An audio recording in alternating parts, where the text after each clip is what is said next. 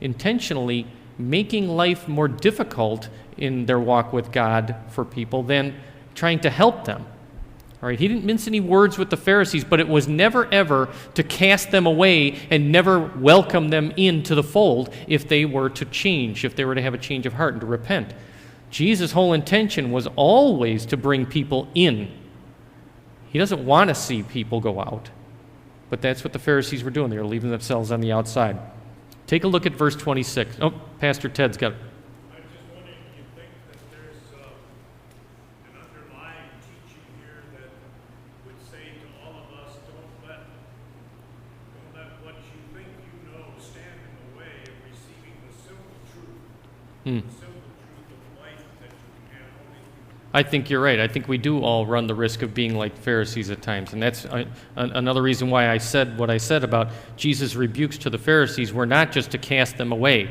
It was always to draw them back in. And Pastor Ted asked, do you think that there's maybe a deeper, another teaching within this that says that we need to be very careful that we don't continue in the knowledge that we gain to make it more complicated than what it is?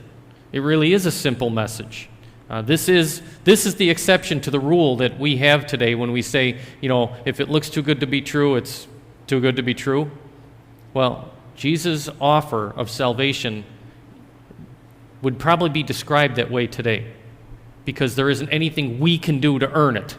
So we look at something like that as, well, there's no way.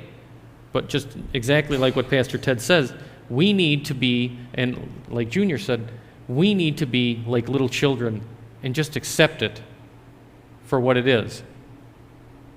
We need to have that kind of faith where we go backwards instead of trying to analyze and to think every single little thing through and allow sometimes our knowledge to get in the way, to become a stumbling block to our growth. Sometimes we need to just back up and start looking at it again with fresh eyes like little children would look at it and follow from there.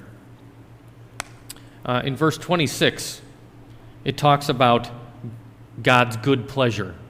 Now, in good Reformed tradition, that's a pretty common phrase. You'll see that, well, maybe I shouldn't give that away. Where do we see words similar to that? In good Reformed tradition.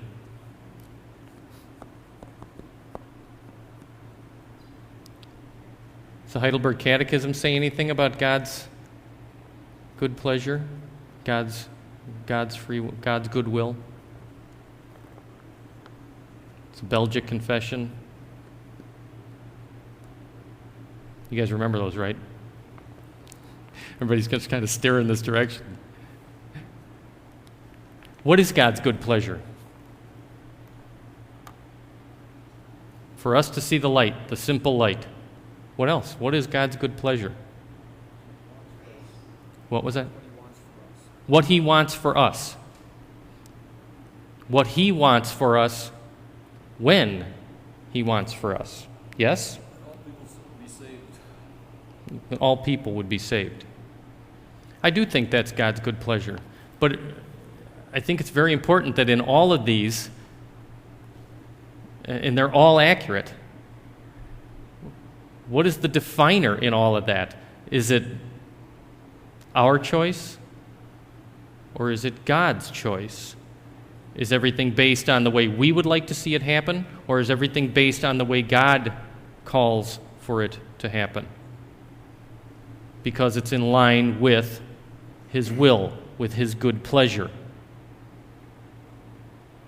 I know there are many, many times when I pray for things, and I really would like to see the outcome. I had a young person just this past week talking to me about that, and they said, well, do you really believe that God answers prayer? I mean, He doesn't answer all of mine. And this young person's mom and I both said, well, I don't know about that. I think He probably has, just probably not the way you expected.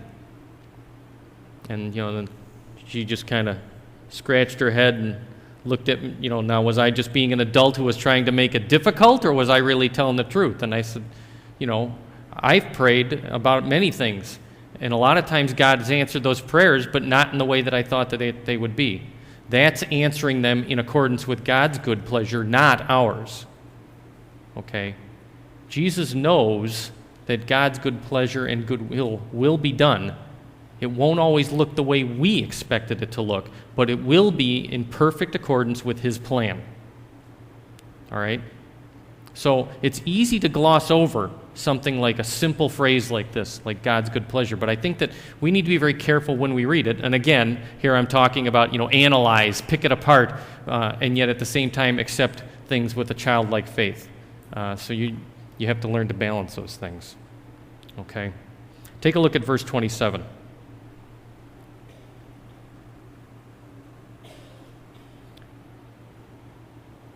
Verse 27. The Father knows me, and I know the Father. And they will know the Father whom He chooses to reveal to them. Right? Okay? Well, in Greek, the word that's used here is a very, very specific word. This word is not just talking about intellectual knowledge. All right? That's a huge part of it. But it's the difference between